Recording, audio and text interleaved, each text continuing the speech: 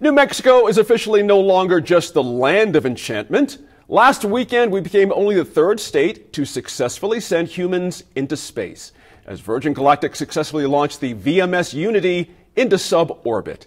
Now, in many ways, it was the culmination of more than a decade of efforts to put our state on the interstellar map.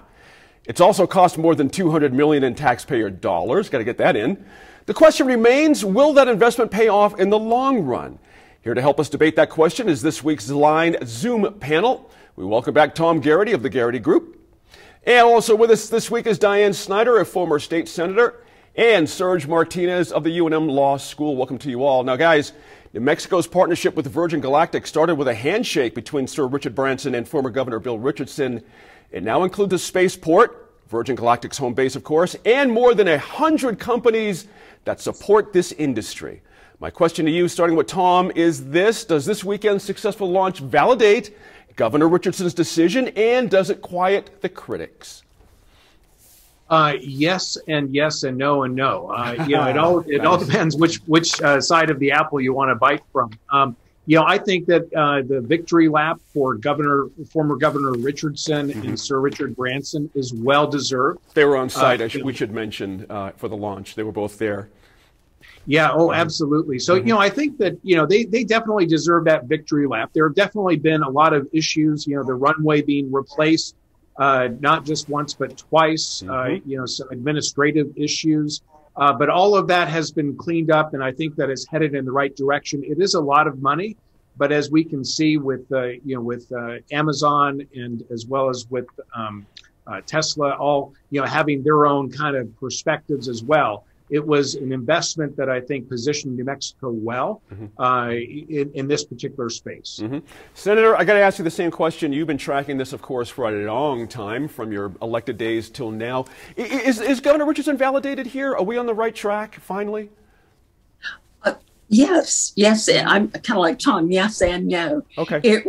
I happened to be in the Senate when we voted for this, I believe 15 years ago.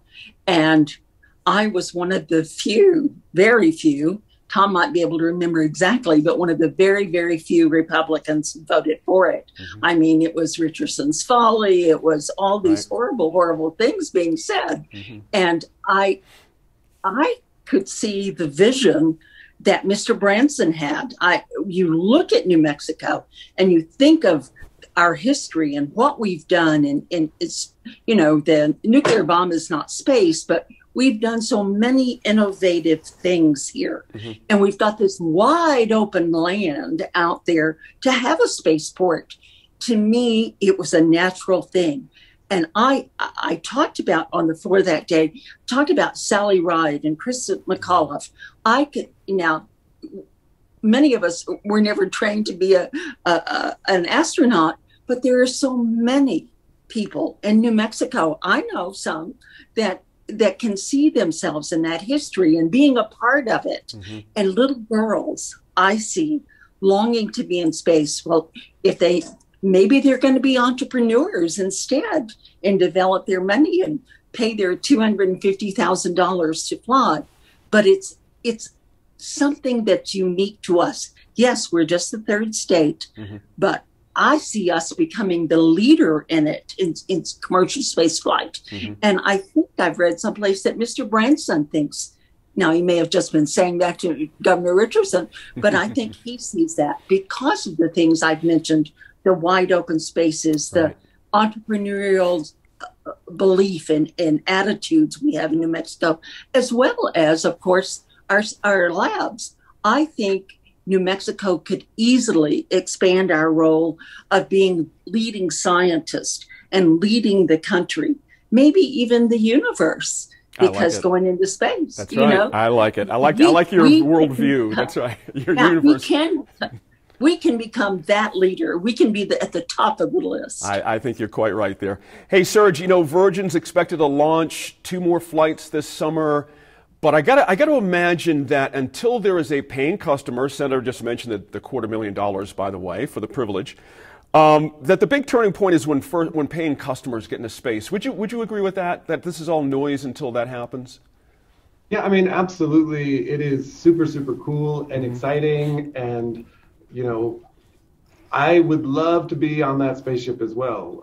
Would you? And I'll be the first in line for the New Mexico in Focus charter. You're going to be second behind Senator Snyder, actually. You're not going to be first. Yeah.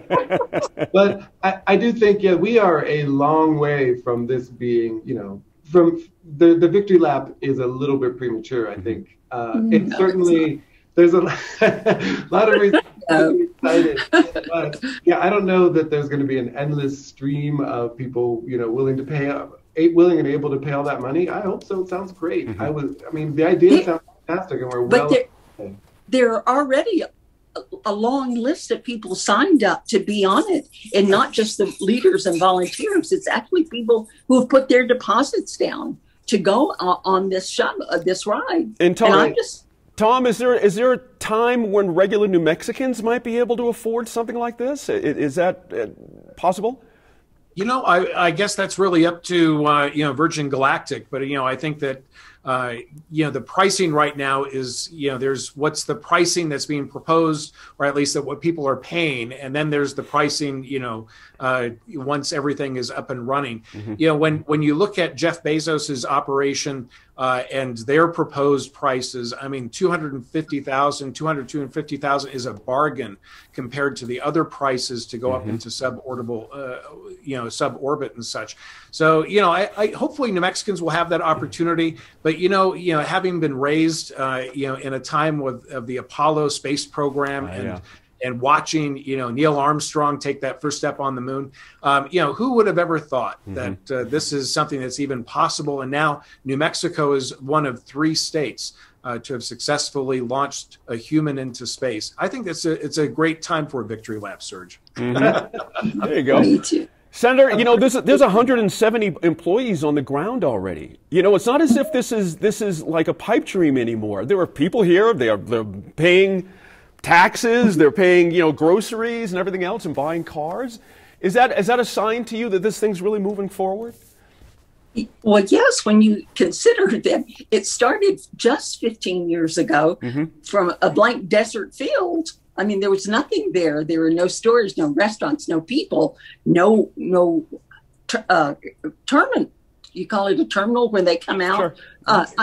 Nothing was there. That's right. There have been some of the space competitions. I believe there were high school kids have done some space things at the spaceport. We talk a lot about bringing our kids into Mesa, the math, science, and things.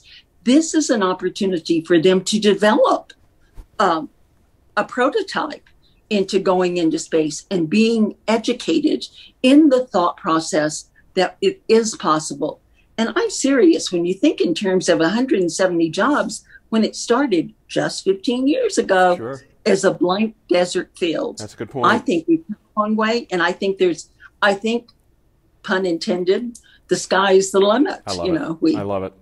Hey, Serge, I got to bring this up, though. There's been a lot of concerns over the years about transparency with these folks. When you really think about it, the spaceport I'm talking about, the contracts largely hidden from public view because of proprietary concerns, despite the fact that taxpayers finance the spaceport's construction, and that in some cases, this is information disclosed publicly elsewhere. Is that piece of it going to come back to haunt us here? What's your sense of the transparency issue and how they approach it? Well, Gene, I have to confess, I'm not super familiar with this particular history. Nothing wrong with that. But, generally transparency is, I think it's an unalloyed good, and anything that ends up being with the lack of transparency, there's potential for problems. That doesn't mean there's necessarily anything shady, but that's a recipe for disaster when you have lots of money and not a lot of people being able to see what's going on. Yeah. It's never a good thing. Well, that's a good point. Tom, real quick, one last question. Leadership questions down there, too. Don't forget, they fired Executive Director Dan Hicks, who had been there for quite a long time, since the beginning, I believe.